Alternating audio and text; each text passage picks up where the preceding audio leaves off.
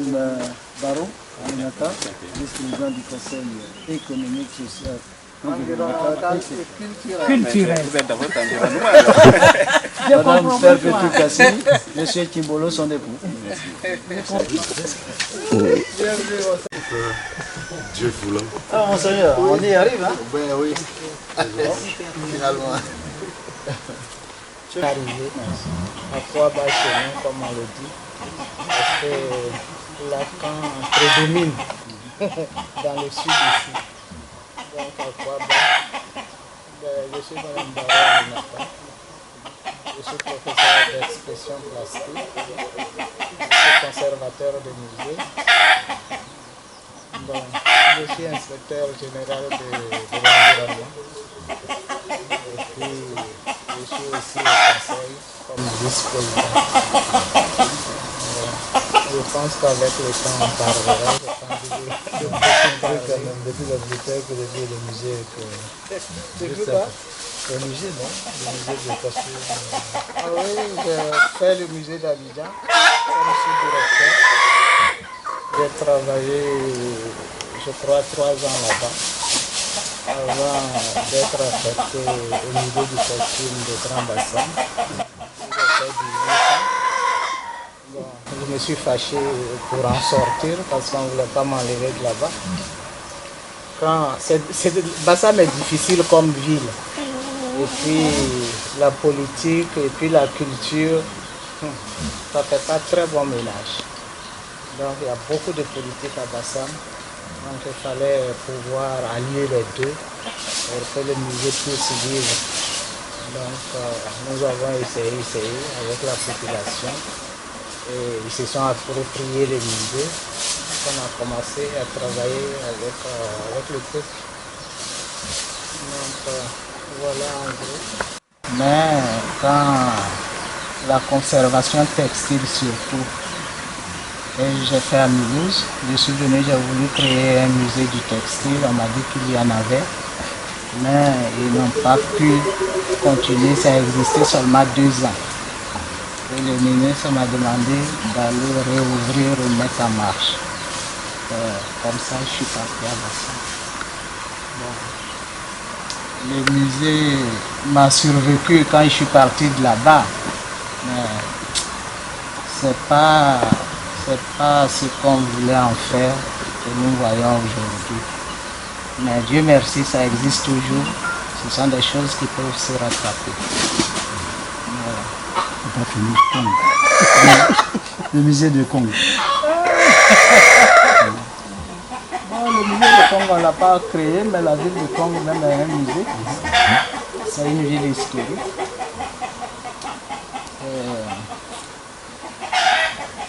J'adore cette ville. On dira que c'est ma ville, c'est mon village. J'adore cette ville parce que c'est musée de partout. Quand on va là-bas, il y a des monuments partout. Il y a des vestiges partout.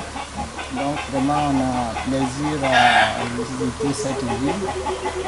Et puis, c'est une grande ville historique par le fait que c'était le village de l'empereur Sékou Ouattara. Donc, l'empereur qui a régné jusqu'au Burkina, jusqu'au Ghana. Donc, c'est l'aïeul aussi du président de la République. C'est son grand-père, le père de son grand-père. Donc, ce sont des gens qui sont habitués à conquérir. C'était des conquérants dans le temps. Maintenant, ils sont républicains. Conquiert d'abord. Mais voilà ce que je peux vous dire. On vous remercie, Madame la Présidente. On va parler d'autres choses. On va parler d'autres choses. Vos bagages, on vous cache pour éviter d'être attaqué. D'autres disent, vous avez tellement marché que pour vous permettre de bien parler, on vous donne à boire. Donc on donne de l'eau, on donne à boire avant de demander de l'eau. L'eau, c'est après seulement que la liqueur intervient. Là où on donne la liqueur, dans le sud, vous allez voir les toutes premières bouteilles de gin et l'un des seaux qui ont servi à la construction du pont de Tia Salé. Et là où c'est le cas, certaines fois, là où se trouve le bouchon, vous mettez en face de celui à qui vous donnez la boisson. Vous me donnez à moi dans ce sens. Pourquoi? Parce qu'on dit la première goutte me revient. Dans d'autres régions, c'est plutôt le fond me revient.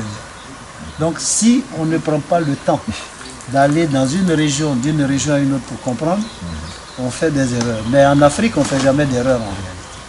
Puisqu'on est toujours en situation de concertation. On demande comment il faut faire chez vous là-bas, comment il faut procéder. C'est tout apprenant. L'apprenant, on fait donc les libations pour que celui qui entre ici, qui veut apprendre, puisse apprendre. Autrement dit, c'est ce que font nos parents quand nous devons aller à l'école, à la rentrée, ils font des libations.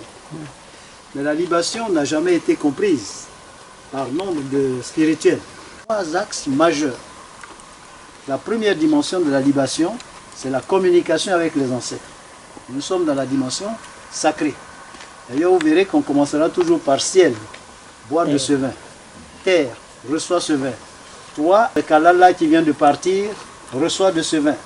Après toi, il y a eu un tel, il y a eu un tel, il y a un tel. Donc, mais vous allez voir que dans l'arbre généalogique de la construction du discours en Afrique ancienne, certains peuvent compléter parce que je dirais Kalala, toi qui es parti, toi qui as fait, si certains sont inspirés à ce moment-là, ils disent des choses parce que là nous entrons en communication directe avec Kalala au Mutunde. Donc, pour rester dans le ton, je vais le dire en langue et puis alors je crois qu'il lui plaira de l'entendre en langue. Yo. Bien, bien. Ça, le démon. Non, c'est le démon. Ouais, on a le démon. Voilà. Voilà. Il y a autre monde. Nous en bas de démon. Du monde bobolé pour. Voyez deux adjoints. Mais couché dans le soleil. Mais comme il winti. Mais nous me faut me plaire le verset plaire mais couché n'y na ya Afrique moi. Yenyeti 11 ans et Judas vous savez na mo kuto so bon vous avez pas moi moi ya wane se ba frère on tie o ya wasaki ide e ba ya wa kolati même bon so ça en substance Kalala viens nous sommes réunis ici en ton nom pour te saluer, que ce que nous allons entreprendre ici réussisse. Vous avez vu à un moment donné que je suis allé mettre avec la main gauche de l'autre côté. Toi qui es venu, qui as un mauvais esprit, qui veut corrompre notre marche, qui veut détruire, que les ancêtres s'occupent de toi. Qu'ils t'éloignent de ce mal que tu veux faire. Et puis je termine par les dernières gouttes de bénédiction à l'ensemble de la communauté, à nous tous, mais en demandant à Kalala de bénir notre présence ici pour que l'œuvre commencée se poursuive. Voilà donc les différentes dimensions de la libation. Allez-y, appelons Kalala.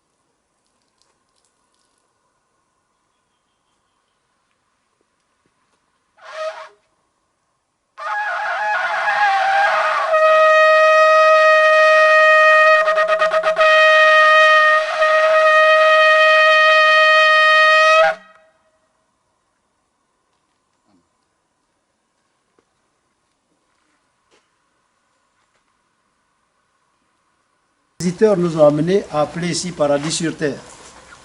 Par la suite, on a appelé ici Amoi City. Et nous venons de retenir un ancien nom, Yakansi, c'est-à-dire le lieu d'apaisement.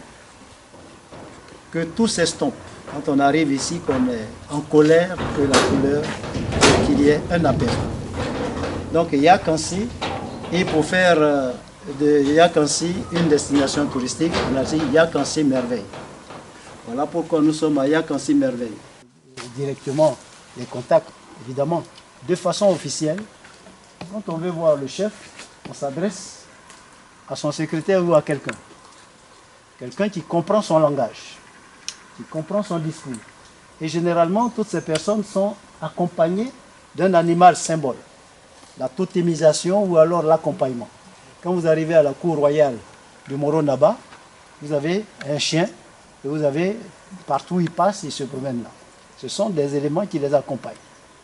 Si vous allez, par exemple, vous arrivez devant la cour royale de Mossou, vous verrez qu'il y a le corbeau. Alors nous disons le corbeau, d'une façon générale, c'est un mauvais esprit, etc. Non. Eux, ils disent que leur symbole, c'est le corbeau, parce qu'en période, en pleine famine, c'est le corbeau qui est allé chercher une graine qui leur a permis de se nourrir. Donc ils ont gardé le corbeau comme symbole. C'est un animal bienfaiteur. Et là, nous avons, quand vous entrez dans la cour, parfois vous avez un niais. Le fou, quelqu'un qui joue à la cour du roi, on a l'impression qu'il ne suit pas ce qui se passe. Et lui, il est là, c'est un dozo qui a été déshabillé, mais qui est là, qui regarde, qui surveille, et pendant que lui va, selon les nouvelles que vous allez donner, il vous dit le roi n'est pas là, le chef n'est pas là. C'est la première disposition à prendre. Quand il va voir le roi et qu'il lui souffle l'information, s'il estime qu'il doit vous accueillir, alors il dit, bon, préparez-vous, on va les recevoir. Donc c'est le protocole traditionnel qui est en branle.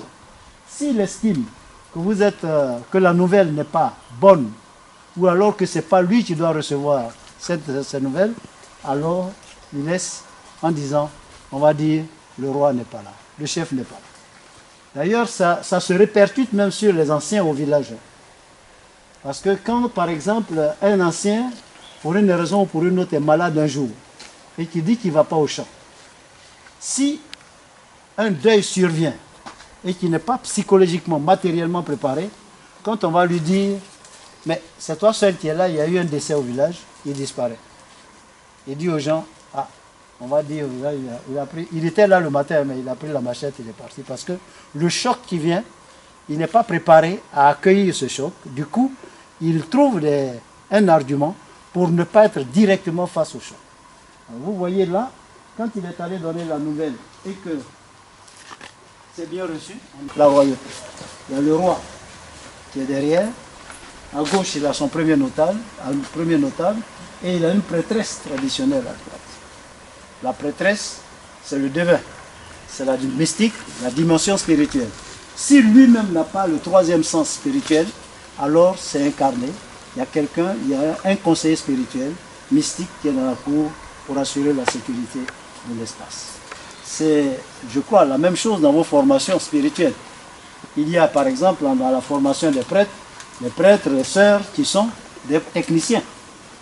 Les techniciens, c'est-à-dire qui pratiquent, mais qui ne sont pas spirituellement marqués. Et au fur et à mesure qu'on avance dans les ordres, certains peuvent accéder à l'initiation. Il en va de même des imams, des pasteurs, de tout le monde. Ce n'est pas tout le monde, ce n'est pas tout imam qui est habilité forcément à donner des bénédictions ou à comprendre les spiritualités. Donc il y a un soubassement spirituel qu'il faut avoir avant d'accéder à certains niveaux. Et quand on atteint au niveau le plus élevé, alors cela veut dire qu'on n'est pas que technicien de l'objet, mais on a une dimension, une puissance spirituelle. De façon imaginaire, mais qu'ils viennent en imprégnation. L'objectif, c'est de faire en sorte qu'ils viennent pendant les vacances au mois d'août, pour un mois, 2 mois, mais qu'ils fassent les réalités, qu'ils apprennent à faire le métier à tisser, qu'ils apprennent à transformer, à faire de l'huile de palmiste et de l'huile de palme. C'est beaucoup de choses différentes. Songhai de Porto Novo a eu à faire. Le sens Songhai de Porto Novo, c'était très beau, tout se transforme. Finalement, comme les gens sont venus souvent, ils ont construit un hôtel là-dessus, etc. Donc finalement, ce n'est plus la même beauté à l'intérieur. C'est quand même 4 hectares à l'intérieur de Porto-Novo. Donc l'idée c'est de dire, moi je viens ici le matin, je marche. Ce qu'ils appellent la prana-thérapie.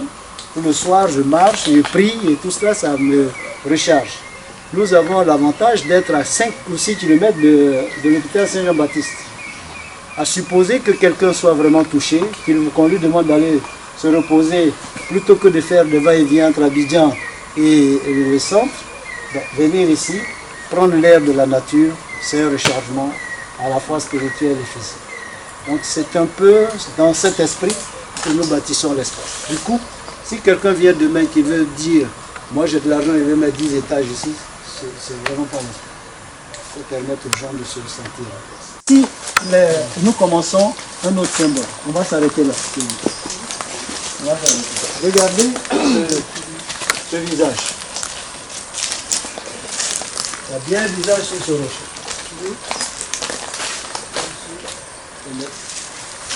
Ça a été fait par quelqu'un? Personne.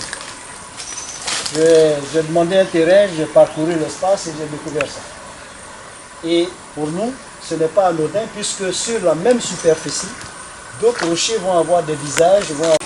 Ici, nous combattons un tout petit peu les égyptologues en disant que s'il est vrai que l'Afrique tout entière est le berceau de l'humanité, il n'y a pas de raison que nous soyons tous venus de l'Égypte ancienne. Il y a donc des manifestations de l'Égypte dans tous les espaces du continent. Il s'agit pour nous de creuser, de chercher, pour qu'on ne dise pas nous sommes tous descendus du Nil. C'est une hypothèse en laquelle nous croyons fortement, mais pour le moment, comme je ne suis pas spécialiste véritablement de la question, on continue de mettre des hypothèses de recherche. Si ce n'était qu'un effet de hasard, une seule fois, de génération en génération, cette pierre, ce rocher vient d'où?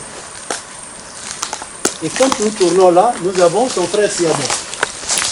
Là encore, est-ce que ce n'était pas des techniciens qui étaient en train de faire leurs travaux pratiques sur cet espace pour aller vers la réalisation de certains projets?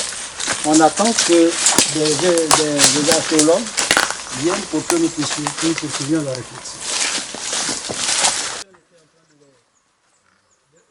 Robustesse, et on a le symbole, le plus grand symbole ressemble à un lion qui surveille l'espace.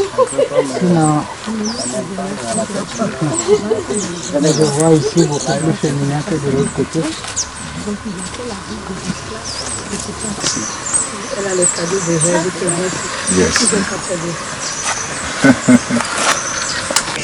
Dis-moi qui tu aimes, je l'oublie pour moi.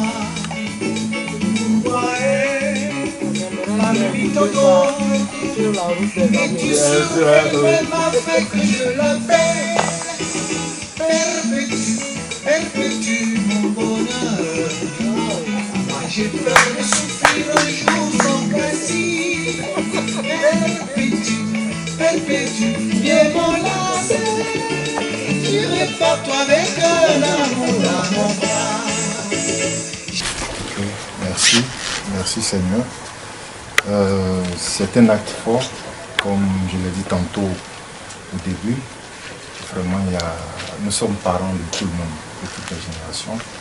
Et sous l'autorité du professeur, l'autorité de Monseigneur, nous tenons à offrir avec ce geste symbolique, ce sac de livres, et avec l'aide de Madame la vice-présidente, cette forme de à ma soeur, Pour la sauver pour les enfants. la fête En des tenue enfants. de la journée internationale de la solidarité humaine, nous avons bien voulu être solidaires à tout ce que vous faites pour les enfants et pour commémorer leur Noël, qu'ils puissent partager de ce pain. Voilà, en mémoire Mais de pas notre le vin. Seigneur. Voilà, et qu'avec cette somme, on puisse acheter du vin qui leur convient. Voilà. Du poisson. Pas photo, c'est photo. Poisson, voilà, pour commémorer ce jour. Souhaitez-leur notre révérence, nos salutations les plus amicales. Voilà, certainement, nous viendrons en déplace pour les voir. Que Dieu les bénisse, qu'ils croissent dans la sagesse et dans la force du Seigneur et qu'ils deviennent des véritables serviteurs non seulement du Seigneur mais aussi de la nation ivoirienne. 200 enfants par mois dans l'école privée et l'internat. Nous accueillons aussi les filles qui font de la 6e en terminale. Donc cette même cantine qui nourrit tous ces enfants va faire profiter tout le monde et non seulement les enfants de la maternelle. Voilà, donc ça va plus vaste. Bon, je vous dis un grand merci au nom de mes responsables, de ma congrégation. Merci en tout cas du plus profond de mon cœur. Je m'appelle Kimbolo Clotaire, artiste et musicien du Congolais. Mais ce site m'a vraiment émerveillé. Cette journée sera marquée dans mon histoire. C'est tellement merveilleux, c'est tellement spirituel, c'est tellement apaisant. Donc vraiment, c'est une bonne journée. Merci beaucoup, merci au professeur. Je suis Cassie Perpétue, artiste musicien. Donc je suis à Touroudi, mais je suis de Tia-Salé. Le professeur m'en a parlé, mais vraiment émerveillé. Émerveillé, vraiment, il faut qu'on l'aide. Parce que nous, on apporte seulement notre apport musical, mais il y a du travail ici. Nous demandons aux personnes bien placées de donner un coup de main pour que cette maison existe. Parce que nous avons vu toute notre culture dans ce coin. Et l'initiation, la route des reines et des rois, tout ça, nous ne savions pas que c'était entre la nature humaine et puis comment on appelle, ce qui est dans les cieux. Et nous voyons que tout ce qui a été fait est à l'image de Dieu. Merci vraiment pour cette collaboration. Nous avons apprécié le site et nous, on demande à Dieu et les ancêtres de nous aider pour que leur nom ne soit pas effacé. Merci.